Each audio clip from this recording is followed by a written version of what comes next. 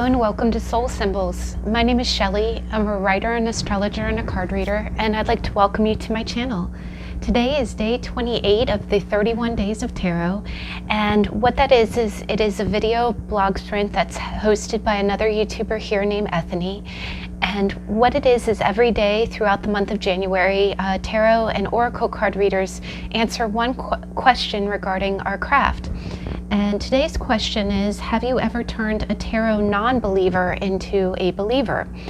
And as I've mentioned a few times throughout the blog sprint and in last video yesterday, I've never formally read for a client in person.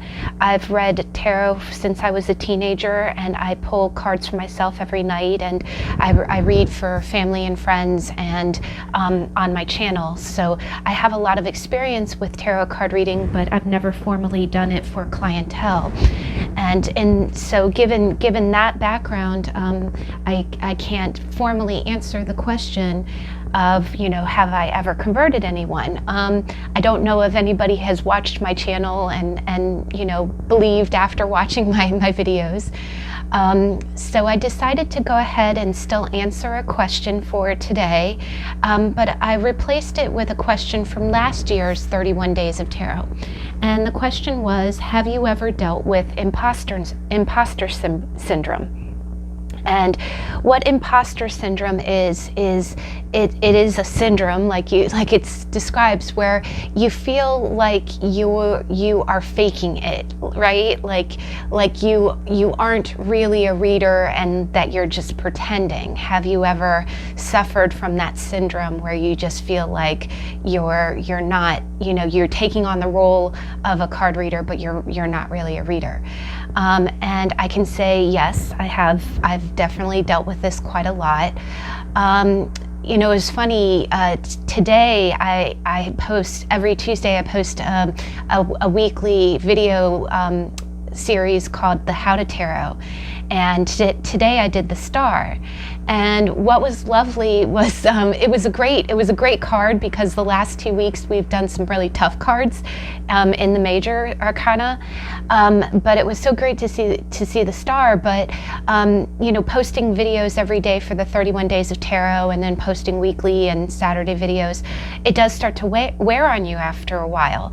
And when I rewatched the video, I thought that I did a good job, but I caught myself saying like a lot, and it's almost like a nervous twitch. You know how when you go, and I know I don't need to ask if 50 times every 2 minutes, And so that is something that I tried to coach myself on. And that is one thing with filming videos every day and filming weekly. It helps me hone my craft. But that is an area where when I start getting nervous, or when I start, dealing, you catch me doing it now. I'm saying it kind of as an automatic response. But when you get nervous, or when you start hesitating, you find that you start stuttering or doing other things, and that's kind of when the imposter syndrome is coming on. So what I found is that I know what I do. I knew before I started my channel what I wanted my goals to be.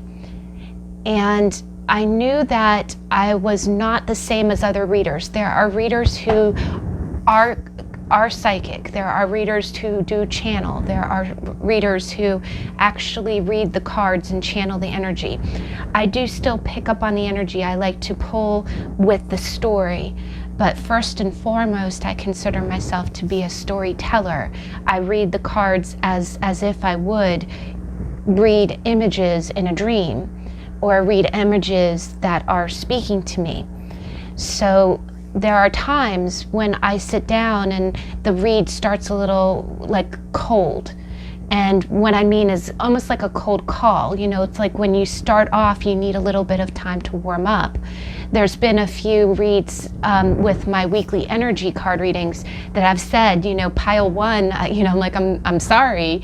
I didn't mean to be, I feel like I take a little bit of time to get into the groove.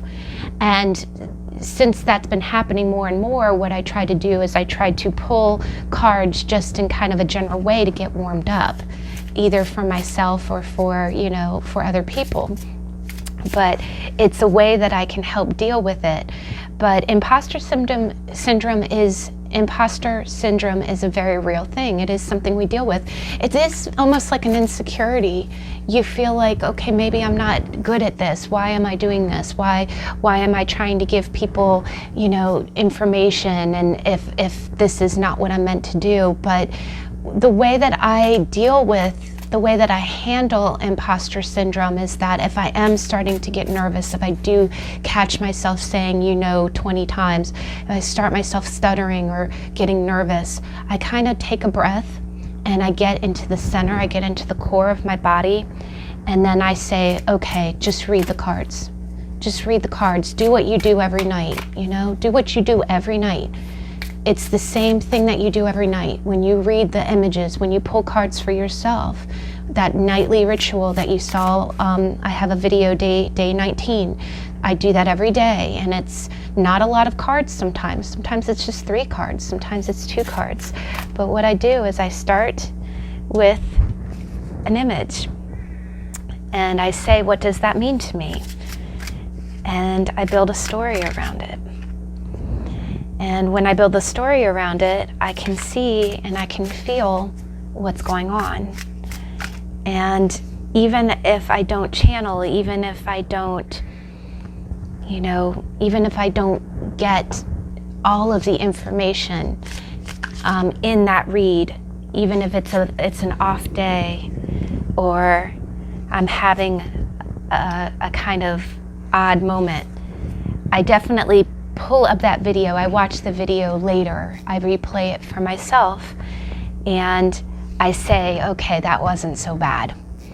You got the message across. So I definitely, hope that if anybody else is experiencing imposter syndrome in their life in any realm, if you don't have to be a card reader, if you feel like, sometimes you feel like you're fighting imposter syndrome in your world, in your job, in your love life, and, or in the hobbies that you like to do, just know that that you are good. You bring your uniqueness to what you do. You bring the uniqueness to what you do. And one other thing that I always think of is, I always remind myself, okay, I could stop at any time. If I wanted to, up and quit this very minute, that's an option. That's something that you can do at any time. But a little part of me in the center of my chest just aches at the thought of that, because I've accomplished a lot. I've come so far, and I watch other readers, and other readers are very talented in their own unique ways. Every single channel I watch has a different spin on things, and that's what makes it wonderful, right? And it makes me think, okay, if I wanted to quit right now, I have the option to. I can always stop anytime I feel like it. But every night I pull cards because it comforts me. And every week I pull cards for my readings because it brings me joy to be of service. And if it brings some kind of small message, some kind of small interpretation, some unique perception on something, then I am happy to spend the time and do what I do and stutter the whole way, right? But I am so grateful that everybody watches my channel, and I am grateful for my new followers, and thank you for supporting my channel. Now, in that vein, in the vein of not giving up, it has been a long video blog sprint. 31 days it's what do they say? It's a marathon, not a sprint. But yeah, we call it a video blog sprint, but it feels like a marathon. And we only have we have 3 more days, guys. It ends on Friday. I can't believe it. So we are in the home stretch. and we are going to make it. I'm going to post every single day. We're going to do this. You know, we are going to go big or go home. So I hope you can join me back again tomorrow. Day 29 is going to be another fun one. It's going to be yet another top 5. And this time it's going to be list your top 5 most underrated decks. And oh, that's going to be a fun one. So I hope you can join me then. And I'll see you later. Bye.